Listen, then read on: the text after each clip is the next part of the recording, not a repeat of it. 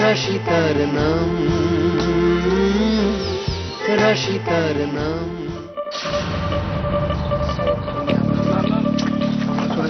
ভেতরে পেশেন্ট আছে, যাওয়া যাবে না, যাওয়া যাবে না, এখন যাওয়া যাবে না, এখন যাওয়া যাবে না।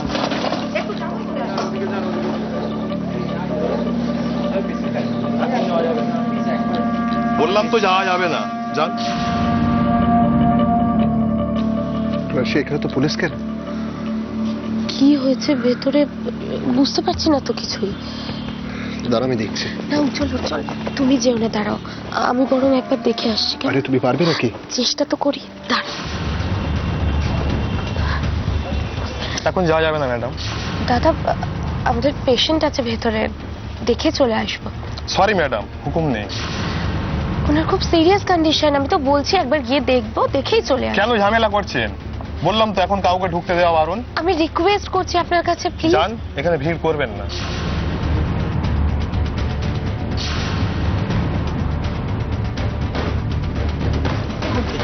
দাদা, হ্যাঁ বলুন। বলছি যে ভেতরে কি কিছু হয়েছে? এই যে বাইরে এত পুলিশ, এত কড়াকড়ি, এত সিকিউরিটি। একটা খুন হয়েছে, পুলিশ ভেরিফিকেশন করছে তাই। খুন হয়েছে? কার খুন? মানে তার তার নামটা বলতে পারবেন?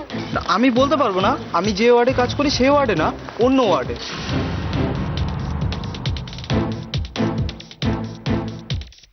রাশি কি হয়েছে? রাশি কি হয়েছে? রাশি চুপ করে থেকো না, আমাদের হাতে সময় নেই। রাশি, মম কিন্তু চুপ করে বসে থাকবে না, আমাদেরকে বিনোদের সঙ্গে কথা বলতে হবে। হ্যাঁ কিন্তু ওই তো প্রিয়া আসছে। প্রিয়া, প্রিয়া শোনো না, বলছি যে এইমাত্র একজন ওয়ার্ড বয় বললো যে ভেতরে কারো খুন হয়েছে। কে খুন হয়েছে বলো?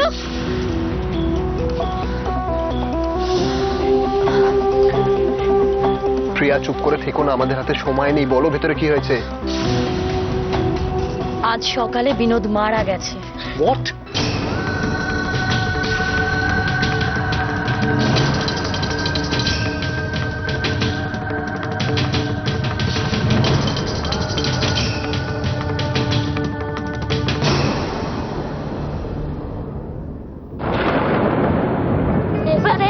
আরে হতে পারে না, মানে এই এত জোরে দৌড়লে আমি ধরবো কি করে? এদিকে আয় বলছি, দেখ এক চেয়ারে লেগে যাবে কিন্তু। তুই দাঁড়া, একটা সময় দে আমাকে, দেখ ওইরকম ভাবে দৌড়। আমি এবার উল্টো দিকে যাবো, এইখান দিয়ে এবার ধরে ফেলবো কিন্তু। ওই দেখো, এত জোরে দৌড়স না, দেখ আমি কিন্তু ধরতে পারছি না। আমার পক্ষে ধরে ফেলেছি, ধরে ফেলেছি। আমি তোকে ধরবো।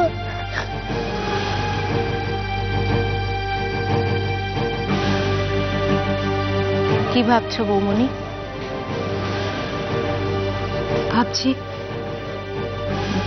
যে মানুষটা মা অন্তঃপ্রাণ, সেই মা অসুস্থ হওয়াতে এতটা নির্বিকার কি করে আছে, এতটা নির্লিপ্ত কি করে আছে। যে নিজের ভাই বোনকে প্রাণের চেয়েও বেশি ভালোবাসে, সে কাল উজি চলে যাওয়াতে এতটুকু কষ্ট পেল না, উজির হয়ে একটা কথা বললো না। কেন?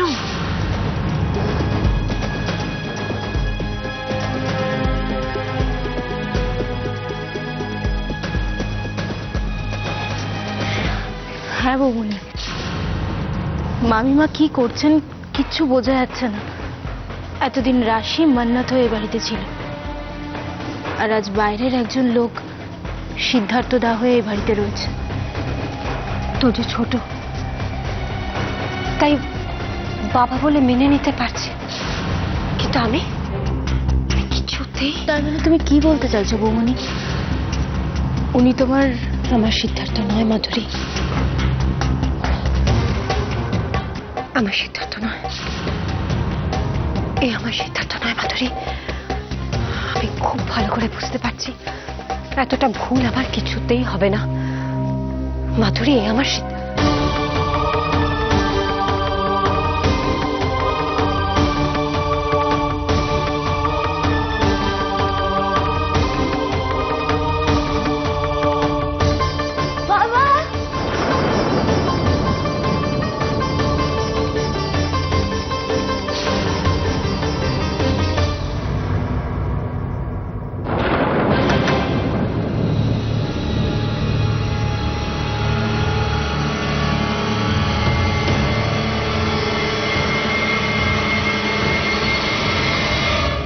তাহলে বিনোদ মারা যাওয়ার পর আর এটা কেউ জানতে পারবে না ওই সিদ্ধার্থটা আসল নাম। সেদিনকে যদি আমি একটু সন্দেহ করতাম, আমি ওর কাছ থেকে ঠিক কোনো না কোনো কথা বার করি। প্রিয়া, তুমি কেন সন্দেহ করতে যাবে সেদিন? তখনও তো ওই লোকটার ডাইমেনশনে এন্ট্রি হয়নি। তার মানে বলতে চাইছো মিসেস অপলা রয় সমস্ত কিছু প্ল্যান করে করেছে? হ্যাঁ, উনি যে চট করে প্লাস্টিক সার্জারির গল্পটা বলবে না সেটা সবাই বিশ্বাস করবে তেমনটা তো নাও হতে পারে। সেই জন্যই বিনোদের কাছ থেকে যাতে কোনো ক্লু না পাওয়া যায়, বিনোদকে মম আর কত অন্যায় করবে আর কত পাপ করবে তুমি, I don't know. Ujjwal, Ujjwal please এখন এসব কিছু ভেবো না। দেখো, একটা কথা মন দিয়ে শোনো, আমাদের কিন্তু খুব সাবধানে থাকতে হবে।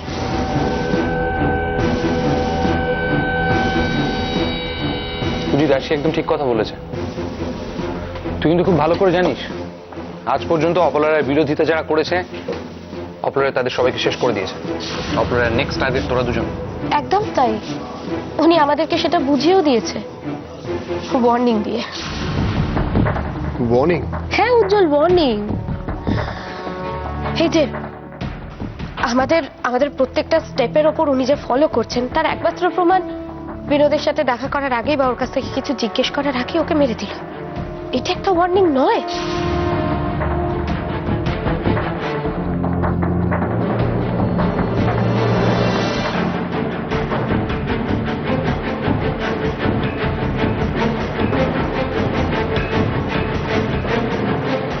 উজ্জ্বল, তুমি তো তোমার মমকে চেনো, উনি ওনার হার কিছুতেই মেনে নেবেন না, কিছুতেই না।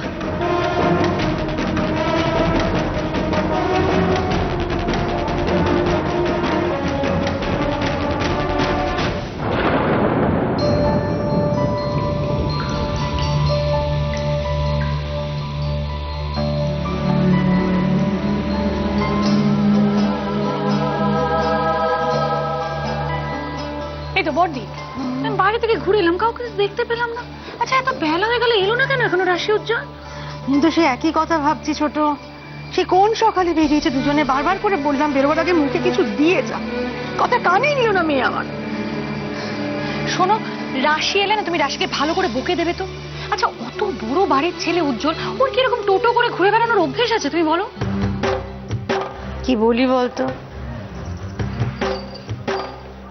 তার মধ্যে একটা জিনিস না ভেবে আমার এত খারাপ লাগছে, কত যত্নে মানুষ বলো তো উজ্জ্বল ওর বাড়িতে, আর এখানে ওকে ডাল ভাতের বেশি তো আমরা কিছু দিতেও পারছি না। আর সেই খাবারটাও যদি সময় মতো না খায়, এবারে ছেলেটা অসুস্থ হয়ে যাবে না? সে তো 100 বার। পরের বাড়ির ছেলেকে রাখা কি অত সহজ কথা রে? মেয়েটা দেখ কোনো হুঁশ নেই, টোটো করে ঘুরেই বেড়াচ্ছে। সত্যি সত্যি আজকে হাসুক, দেখ আমি খুব বকবো রাস্তা দাঁড়া, হাসুক আজ।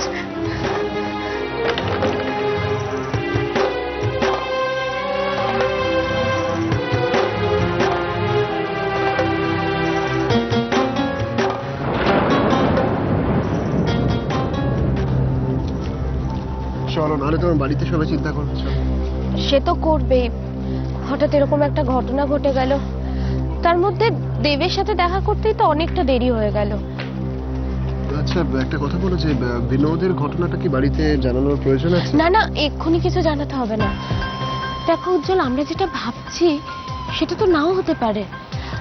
এই বিনোদের অ্যাক্সিডেন্ট, ওর মৃত্যু, এটার সাথে দাদা ভাইয়ের ফিরে আসার তো কোনো লিঙ্ক নাই থাকতে পারে, তাই না? পুরোটাই আমাদের মন গড়া হতে পারে। হ্যাঁ ঠিক বলেছো। শোনো না, একটা কাজ করি, যেটা হচ্ছে যে এখান থেকে একটা ট্যাক্সি ধরি। ট্যাক্সি? শোনো না উজ্জ্বল, হ্যাঁ ট্যাক্সি। আমরা বাসে ট্রামে করে যেতে পারি তো, যদি তোমার কোনো অসুবিধা না থাকে। তুমি বিশ্বাস করো, বাসে ট্রামে চড়ার মজাটাই আলাদা। তুমি সঙ্গে থাকলে কোনো কিছুতেই কোনো প্রবলেম হবে না। চলো বাসে করেই যাই, নতুন একটা অভিজ্ঞতা হবে। হুম।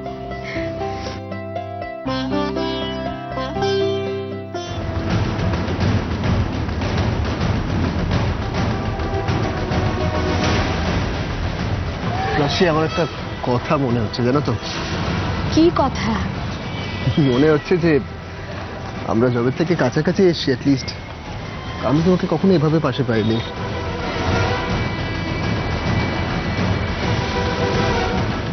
দেখো, ছোটবেলা থেকে দম্ভ, অহংকার, টাকা পয়সা, শুধু এইগুলো দেখে এসছি।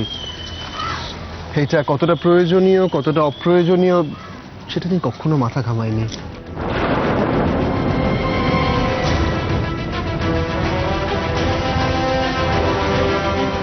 কিন্তু আজ এই খোলা আকাশের নিচে তোমার সঙ্গে হাঁটতে হাঁটতে একটা কথা আমার মনে হচ্ছে। কি মনে হচ্ছে? মনে হচ্ছে যে নিজের কাছের মানুষটাকে পাশে পেয়ে অনুভব করার থেকে বেশি প্রয়োজনীয় পৃথিবীতে আর কিচ্ছু না।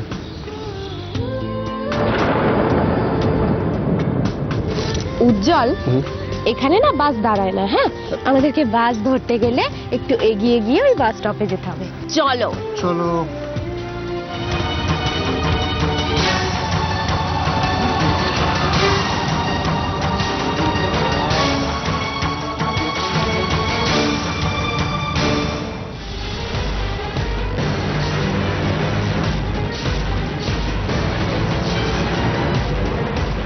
উজ্জ্বল,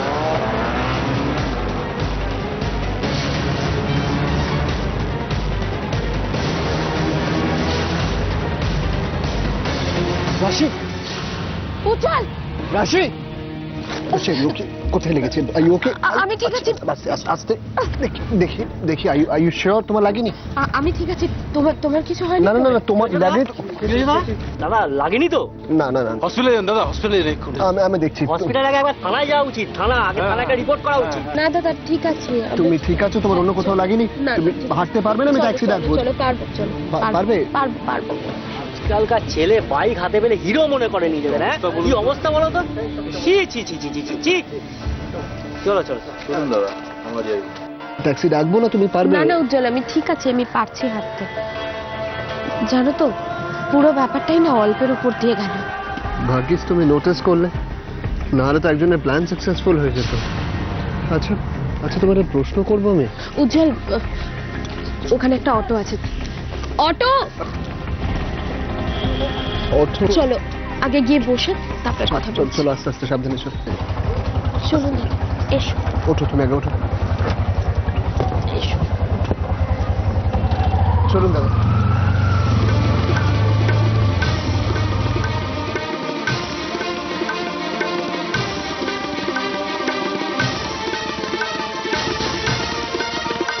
না, কেন তুমি এড়িয়ে যেতে চাইছো পরমা? আমার সব প্রশ্নের উত্তর তো আমাকে জানতে হবে। সব প্রশ্নের উত্তর দিতে আমি বাধ্য নই। কিন্তু পরমা, যেখানে আমার মম, আমার তোজো সবাই আমাকে মেনে নিয়েছে, সেখানে তুমি কেন আমাকে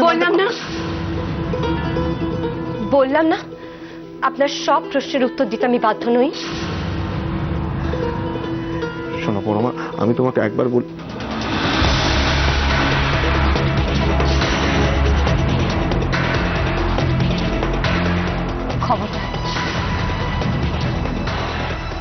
খবরদার আপনি আমার কাছে আসার চেষ্টা করবেন। আপনাকে আমি আগেও বারণ করেছি। আশা করি ভবিষ্যতে এই কথাটা আর মনে করিয়ে দিতে হবে না আপনাকে। বাট ভাই পরমা, কেন? মা আপনাকে সিদ্ধার্থ বলে মেনে নিতে পারে, তোজো আপনাকে ওর বাবা বলে ভাবতে পারে, কিন্তু আমি না। আমি আপনাকে আমার সিদ্ধার্থ বলে মানি না।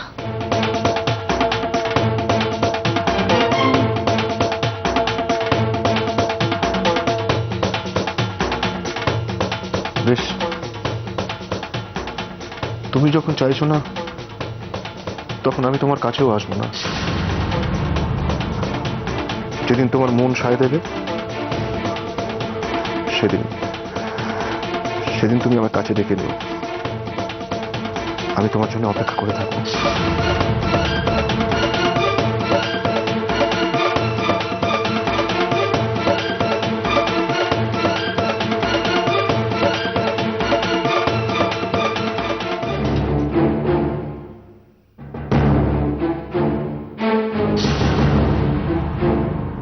রাশিকে সব বলতে হবে আমার। একমাত্র ওই পারবে এই সমস্যার সমাধান করতে, একমাত্র ওই আমাকে সাহায্য করতে পারবে। কিন্তু রাশি এতদিন পর রুজিকে একটু কাছে পেয়েছে। এতদিন ধরে দুজনে কত কষ্ট সহ্য করেছে। ওদের এই ভীষণ সুন্দর আনন্দের দিনে আমার সমস্যা নিয়ে, না না, কোনো দরকার নেই, থাক। ওরা দুজনে খুব সুখে থাক। ভগবান তুমি দেখো ওরা যেন খুব ভালো থাকে।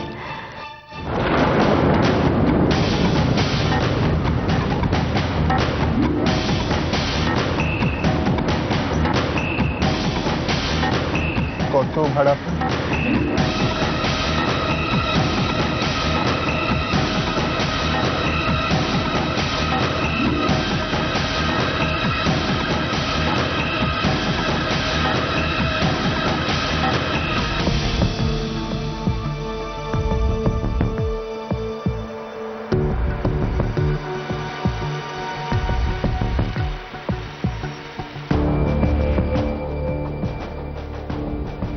দেখে না,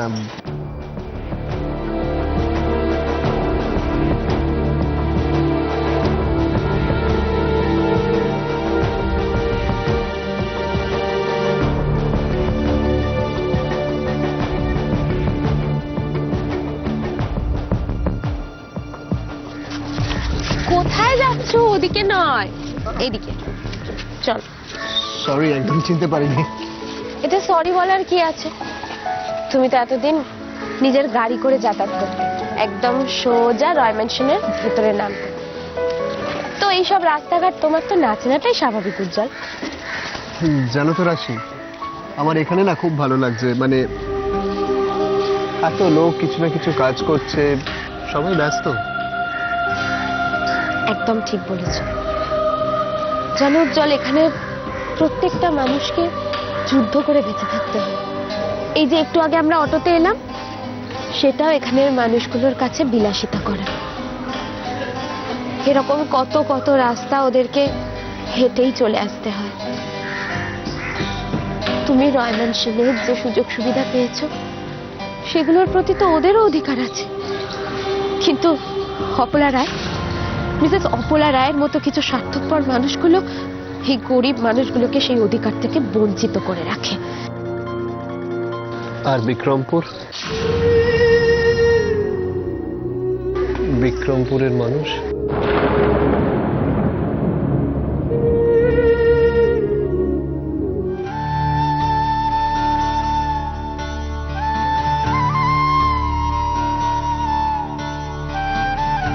কি ভাবছো উজ্জ্বল? তোমার কথাগুলোই ভাবছি। তুমি একদম ঠিক বলেছো যে এখানকার মানুষ আর বিক্রমপুরের মানুষ একদম এক। সবাই সর্বহারা, সবাই গরিব। একদম ঠিক বলেছো। আসলে ওদের ভাষা এক হয়তো নয়, কিন্তু এই সারা পৃথিবীর প্রত্যেকটা গরিব দুঃখী মানুষের ব্যথা, দুঃখ, কষ্ট, চোখের জলের সব ভাষা এক উজ্জ্বল।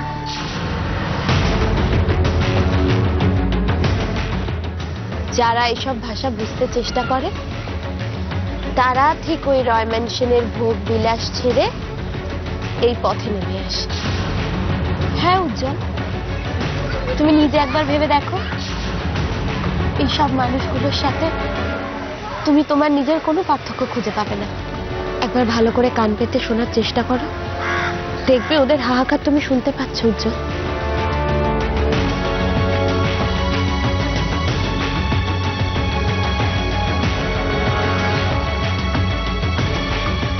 তুমি একদম ঠিক বলেছো রাশি। আজকে আমি তোমার জন্য অন্য একটা মানুষ হতে পেরেছি। আজকে আমার মধ্যে আর এদের মধ্যে কোনো পার্থক্য নেই। উজ্জ্বল,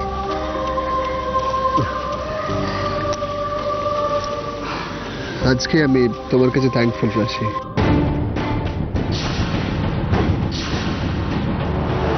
এরকম বলো না প্লিজ। না রাশি, প্লিজ আমাকে বলতে দাও। কারণ আজকে তোমার ভালোবাসার জন্য আমি অন্য একটি মানুষ তৈরি হয়েছি। রায় ম্যানশনের এই চৌহদ্দির থেকে বেরিয়ে এতগুলো মানুষের মাঝখানে এসে দাঁড়াতে পেরেছি শুধুমাত্র তোমার ভালোবাসার জন্য।